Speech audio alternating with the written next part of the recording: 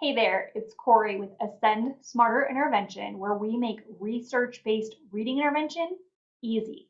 And today I wanted to talk about two major components that you need to be considering when you're delivering effective literacy intervention.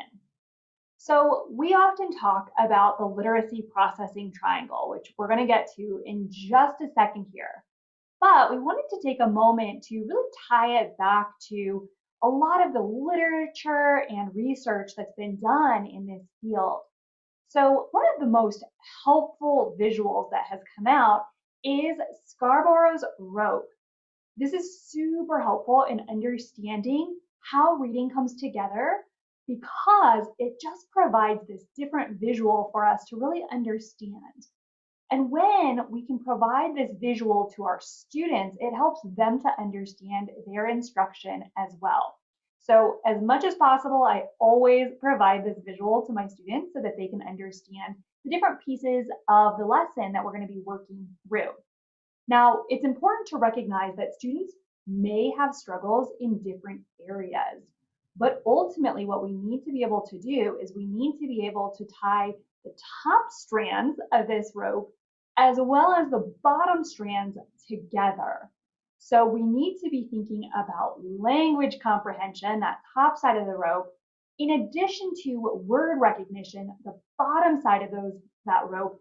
And those two skills, well, really it's a number of different skills that are making up each of those subsets, but those need to come together and we need it to be strategic and automatic. So I often use the analogy that it's like tying your shoe. Sometimes when you're learning to tie your shoe, you can do it, you know all the steps, but it's awkward and it's not automatic. And therefore, if you look down and notice that your shoe's untied, you might just leave it untied. In reading, what that might mean is that you don't use the strategies that you've learned because they're not automatic. So when we're thinking about each of these different pieces, we need to be thinking about students' language skills. What background knowledge do they have? How's their vocabulary? What is their syntax, their kind of structure of their sentences and their understanding look like? Verbal reasoning, are they able to make predictions and inferences? And then also literacy knowledge. So how are they doing with different genres and just different concepts of print altogether? That all has to tie into word recognition. So students need to be able to look at a word and sound it out and understand what it is to be able to access kind of some of those higher level skills that we're seeing. So it's important that we consider students' abilities in both of these areas because skilled reading is going to require both of those things coming together efficiently and effectively. So again, we always talk about the literacy processing triangle. So if you've been with us for a while, you know that we won't shut up about this.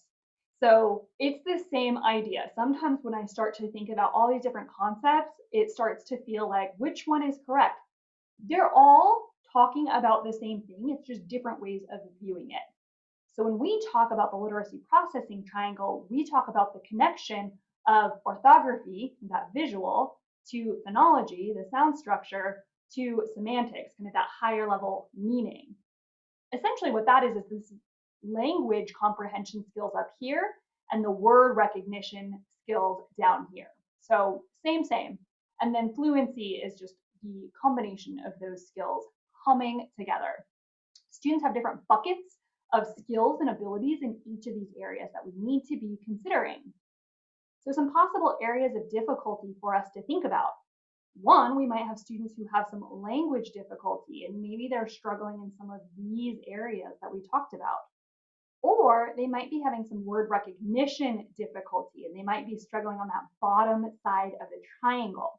What's important to recognize is that you've got students who likely have difficulty in both. They might have just a couple of different difficulties in both of those circles. So we want to be careful. We can definitely group students and lump students, but we want to be careful that we still think about each student individually and we really think about where they're breaking down here, because ultimately, if they're breaking down in any of these areas, it's going to impact that efficient and effective reading fully when we're thinking about kind of comprehension and the end goal of reading. A breakdown in any of these areas could create difficulty in that end goal for us. So one more way to look at this is really to think about kind of a grid of your x-axis and your y-axis. And you've always got students who are kind of on that range between weak and strong in both areas, both language comprehension and word recognition.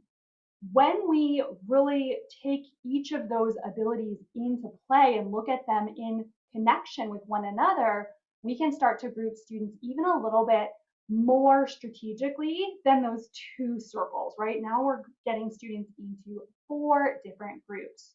So if we have a student who has weak language skills, but they're really strong with word recognition, they're decoding really effectively, but they're struggling with those higher level language skills, this is a poor comprehender. Okay, so they're decoding beautifully, but then at the end, they're not totally sure what any of it meant. Now, if we move over into the strong area and we've got a strong comprehender and a strong word recognizer, this is a typical reader. This is your reader who can read effectively, efficiently, and gain meaning. And this is what we're shooting for. And this is great. This is fantastic. But we have to recognize only a small subset of our population as a whole that really pull all of this together easily and effectively. If we think about students who are weak with both the language comprehension and the word recognition, these are our students who are oftentimes, they're struggling to sound out the words. And then even after they sound out the words, they're still comprehending at a very low level. Often these are students who have poor listening comprehension as well. So even when they just hear the information, they don't necessarily have the skills they need. These students are at high risk for being overlooked for one of these two areas. Oftentimes what happens is people will think, great, they are struggling to decode, and once they are no longer struggling to decode, they're going to comprehend beautifully. That's not the case. That's not the case. So we need to make sure that we're building up those skills from the very beginning in both the word recognition and decoding, as well as those comprehension strategies. And then finally, we have students who have strong language comprehension. If they listen to something, they absolutely can understand, can pull meaning, but they're struggling with that word recognition. These are most commonly our dyslexic readers. They comprehend at a high level, but they're just not able to sound out those words, and in which case we really need to focus on those word recognition strategies. Now, that being said, we want to be careful even for students in this group that we don't leave those comprehension strategies out altogether, because sometimes what happens is after years of struggling with decoding, they can start to develop some language comprehension issues just because they're not reading as much as these typical reading peers. And therefore, some of those comprehension skills do start to drop off. So we want to be careful to never just focus on phonics and decoding, but to make sure we're thinking about that literacy processing triangle or that Scarborough's rope as a whole. So that's it. Basically, what we need to do is we need to understand where our students are struggling so we can make sure that they're getting exactly what they need. If you have any questions, drop them in the comments. We can't wait to hear what you think.